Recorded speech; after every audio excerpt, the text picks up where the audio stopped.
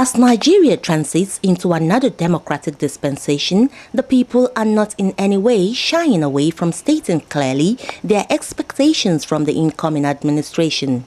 With the understanding that no nation can become industrialized without upgraded infrastructure, the desire for a highly impressive change in electricity supply topped the people's agenda for change. The areas I will wish the government to improve upon will be electricity, then security, and employment and welfare of the people generally. Most Nigerians are really suffering. Things should change.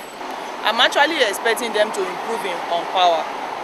Power is very important, and every company, even little businesses, small and large business, they can't afford running on generator 24 hours.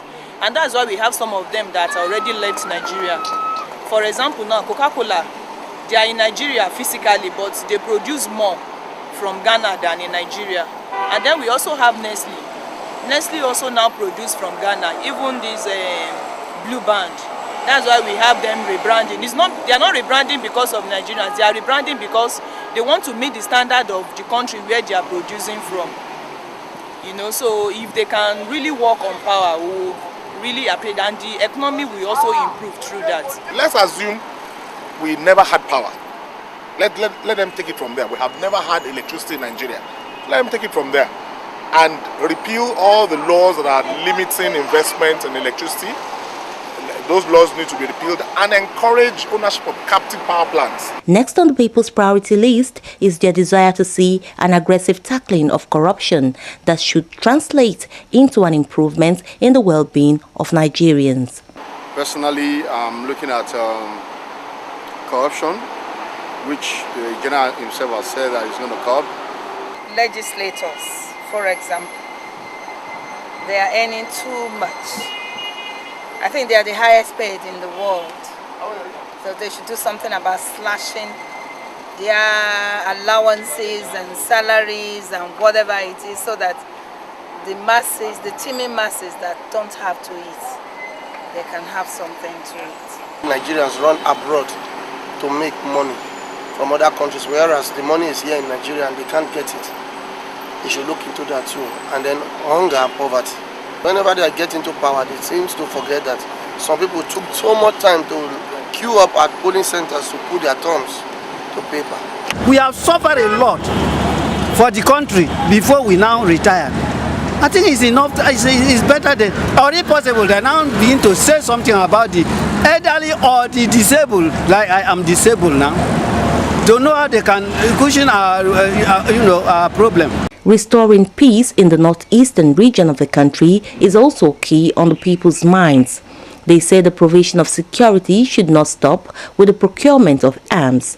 The security agents should be reorientated to see themselves as service providers, not oppressors. There are also some people who are strongly expecting constitutional changes that will promote the overall growth of the country and freedom of coexistence without limitations. Now they have an overwhelming majority in both houses of the National Assembly.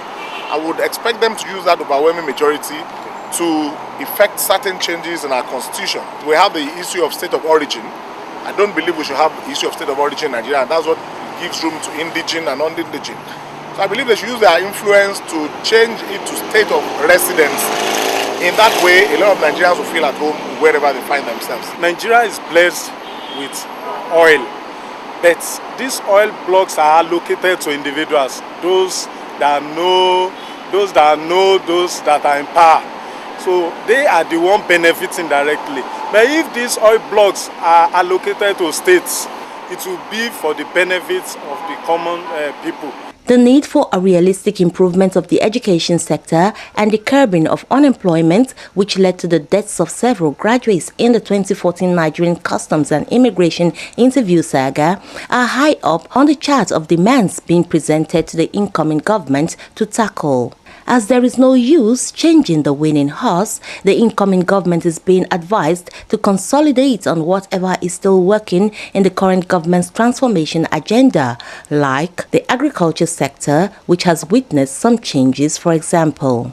To make things better in that sector, however, the incoming government is being encouraged to embrace rapid construction of railways, which will improve on national transportation, as well as faster movements of farm produce to and through the various regions of the country to ensure the freshness of foods, as well as curb huge losses often incurred by farmers during harrowing movements of farm produce. For the Nigerian Democratic Report, NDR, Jacqueline Ogoh reporting.